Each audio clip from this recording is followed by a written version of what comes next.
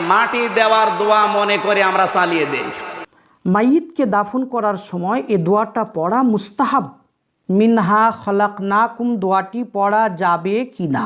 দেখেন, একটা মানুষ যখন মারা যায় তখন কবরের মধ্যে রাখিয়া আমরা কি বলি? মাটি দেওয়ার সময় কি বলি?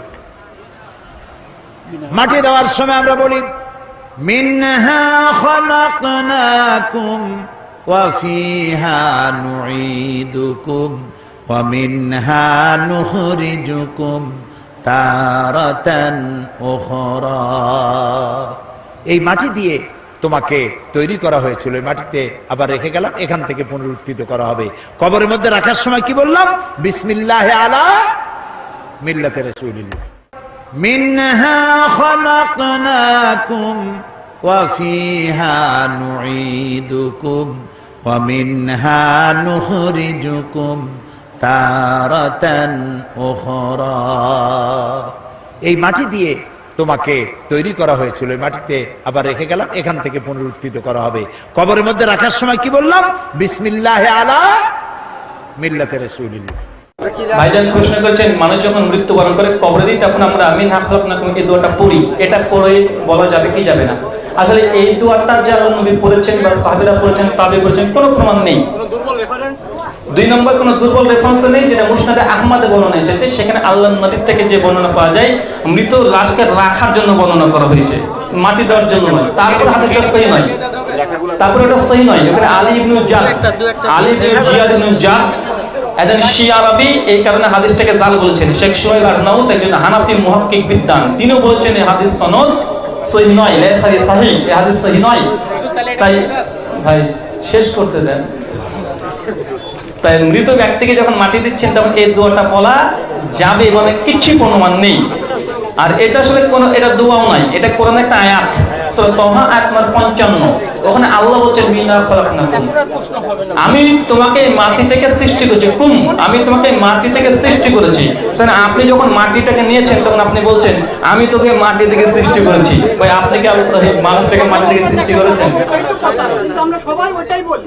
জি, ওটা চালু আছে আমাদের উপমহাদেশে। সবাই বলতে আমাদের উপমহাদেশ, ভারত, বাংলাদেশ, পাকিস্তানে বেশিরভাগ মানুষ এগুলো বলে থাকে। আপনি সৌদি আরব অঞ্চলে চলে যান, মধ্যপ্রাচ্যে, দেখেন ওখানে এই দোয়াটা পড়ে না।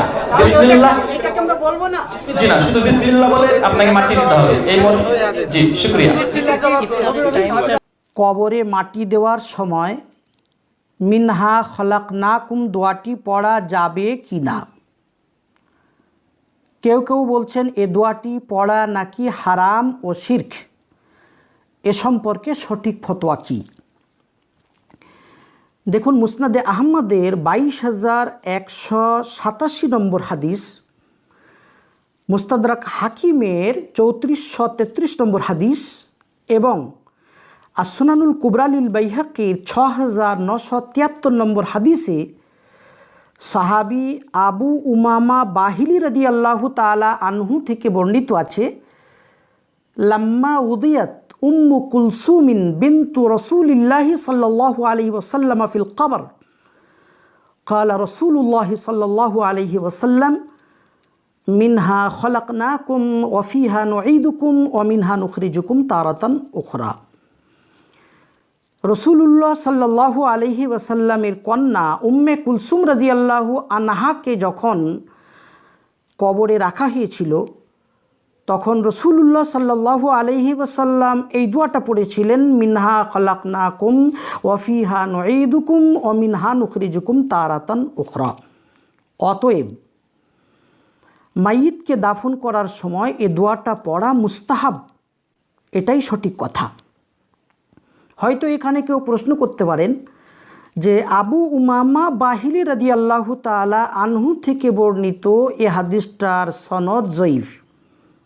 এর জবাবে আমি বলবো, যে সমস্ত হাদিস বিশারদ ইমামগণ হাদিস সহিহ, হাসান, জয়ীফ হওয়ার নীতিমালা নির্ধারণ করেছেন, সেই সমস্ত মুহাদ্দিসিনে ইজাম বলেছেন যে জয়ীফ হাদিস ফজিলাতের অধ্যায়ে গ্রহণযোগ্য, আমলযোগ্য, এবং এ সম্পর্কে সমস্ত মুহাদ্দিসিনের ঐক্যমত আছে।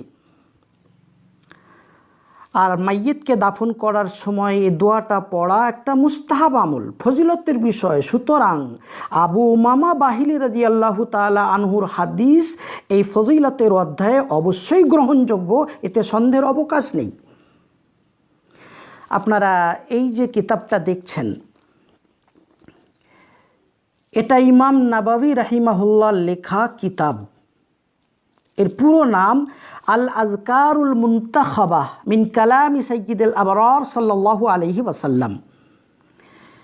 ইমাম নাবাবী রাহিমাহুল্লাহ বিশ্ববিখ্যাত মুহাদ্দিস, আমরা সকলেই তাকে চিনি। তিনি 676 হিজরিতে ইন্তেকাল করেছিলেন, তার মানে আজ থেকে 765 বছর আগেকার মানুষ।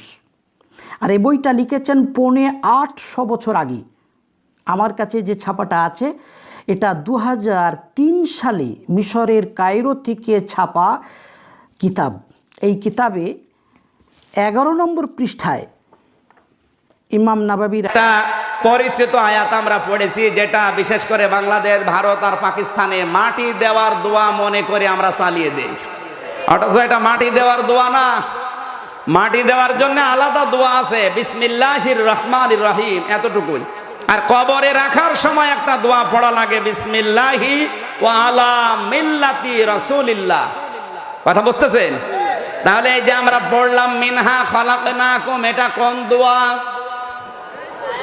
এটা কোরআনে কারিমের সূরা তাহার 55 নম্বর আয়াত।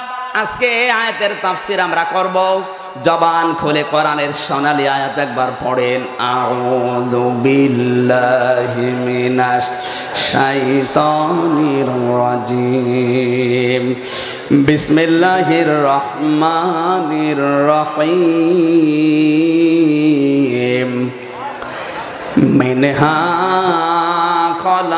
খলাকনাকুম ওয়া ফীহা নুঈদুকুম ওয়া মিনহা নুখরিজুকুম তারাতান উখরা। জোরে বলেন আল্লাহু আকবার। আমরা সূরা তাহার একটা আয়াত পড়েছি। কয়টা বলেন? মক্কায় নাজিল হয়েছে 135টা আয়াত আছে, আমরা মাত্র একটা আয়াত পড়লাম। আয়াতের নাম্বার হচ্ছে 55। কালকে যদি কেউ জিজ্ঞাসা করে আমির হামজা এসেছিল, কোন আয়াতের আলোচনা শুনলেন, বলবেন সূরা তাহা আয়াত নাম্বার, আরো জোরে।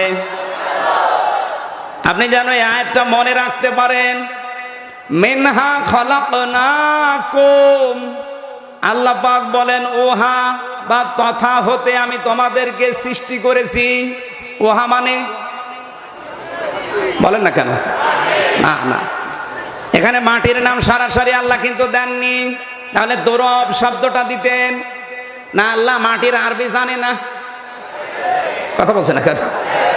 আল্লাহ জানে, দরব না দিয়ে মিনহা দিলেন কেন? সরাসরি আল্লাহ আমাদেরকে মাটি দিয়ে বানাননি, মাটি দিয়ে একজনকে বানিয়েছিলেন, তার নাম আমাদের আদি পিতা আদম। খলাকাল ইনসানা মিন সালসালিন কাল ফাখর, আমি মানুষ বানিয়েছি। হযরত আদম আলাইহিস সালামকে আল্লাহ বানিয়েছিলেন শুকনা ঠনঠনে মাটি দিয়ে। কি দিয়ে? আরো জোরে